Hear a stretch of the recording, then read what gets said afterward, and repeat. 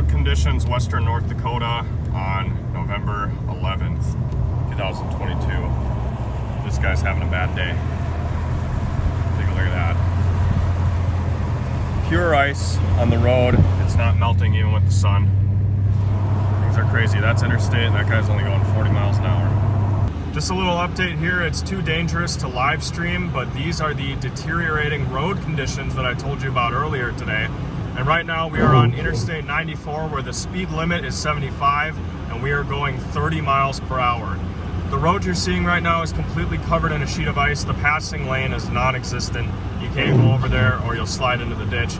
We're just gonna take it easy and get on some gravel roads up here, and I might go live later on. All right, just pulled off the interstate here. We're driving really slow on this approach to the stop sign. I'm gonna stop and show you how slippery these roads are. So here we go, I'll shut the air off. That's 100% ice right there. So that guy made a good call pulling out for the night. We're gonna go check out some gravel roads. In North Dakota especially, we have a really good road network of just gravel roads. So you can actually avoid highways in most areas altogether.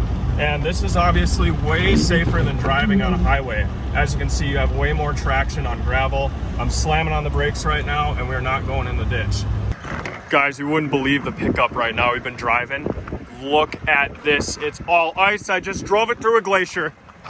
Look at this. Oh, look at the headlights. Wow. There's some major accumulation here on the headlights and the front end. Wow, look at this. Look at the Toyota logo. Oh my God, it's encased in ice. Holy crap. That's like half an inch thick. Look at this. Ice storm. This is the craziest ice storm I think I've seen in a long time. Unbelievable.